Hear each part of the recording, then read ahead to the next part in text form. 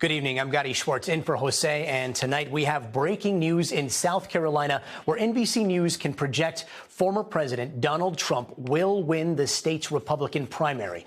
He's projected to beat Nikki Haley, his only opponent left in this race, and Trump is continuing his unbeaten 2024 streak as he prepares for a potential rematch with President Biden, blasting him in a speech earlier today. But Trump still needs to win the Republican nomination, and the only person standing between him and Biden is Nikki Haley. And despite tonight's major setback to her campaign and a stinging loss in her home state, she's still vowing to stay in the race. But at this point, it's unclear what her path forward could look like.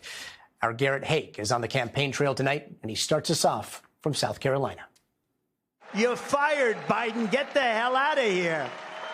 A confident Donald Trump campaigning at a conservative conference outside Washington tonight, hundreds of miles from South Carolina, where he is now projected to win his fourth straight primary victory. Big election going on today. You probably have read a little bit about it. The former president largely looking past his last Republican opponent, Nikki Haley, instead painting a dark picture of a Biden presidency he hopes to end in November. Joe Biden, he's the crookedest, most incompetent president in the history of our country. Thanks so much. Good to see you all. While on the ground in South Carolina, Haley, the state's former governor, casting a ballot for herself and arguing Mr. Trump would be destined to lose a 2020 rematch with President Biden in the fall. How many more times do Republicans have to lose before they realize that maybe he's the one that's the problem? Overnight, the former president creating new controversy with these remarks at a black conservative gala in Columbia. The mugshot, we've all seen the mugshot.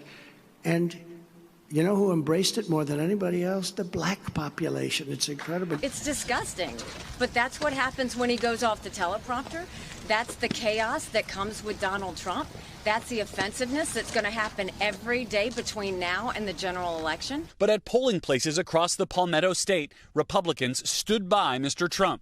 You look at everything he said he was going to do, and he did it. And he's for the American people, not for foreigners. I think he's the best man. Thank you so much. While Haley's support here cuts across party lines, but even the backing of lifelong Democrats like Kelly Poindexter, not enough. Why was this important to come out and do it this way today? It's important to me to keep Trump out of office again. And Garrett Haake joins us from Columbia, South Carolina at a Trump election night party. Hey, Garrett.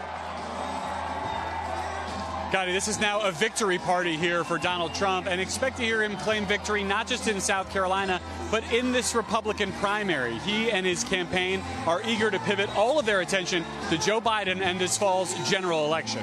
Gotti? Garrett Haake, thank you. And for more, let's bring in NBC's Meet the Press moderator, Kristen Welker. And Kristen, at this point, does Haley still have a path forward? Well, Gotti, Nikki Haley's path to the nomination is uphill at best. Regardless of what happens in South Carolina, she's looking to Michigan, which votes on Tuesday. Now, that state has an open primary, meaning voters of any party affiliation can vote for the candidate of their choosing. That could help Haley, who posed well with Democrats and independents. Haley is also eyeing Super Tuesday states that have open primaries, including Virginia, Minnesota, and Massachusetts. But catching Trump will be nearly impossible, given his already huge delegate lead. Meanwhile, Democrats are watching this all closely. I interviewed California's Governor Gavin Newsom earlier today and asked him if Democrats want Haley to get out of the race so the general election can officially begin. I don't know why Democrats would want her out of the race. She's one of our better surrogates. I mean, she's defining the opposition to Trump incredibly effectively. I mean, she's making points I'm applauding every single day about his temperament, his capacity, his, unraveling in real time.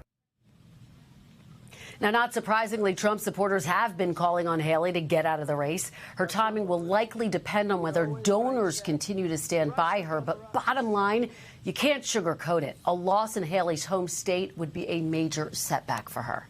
Gotti.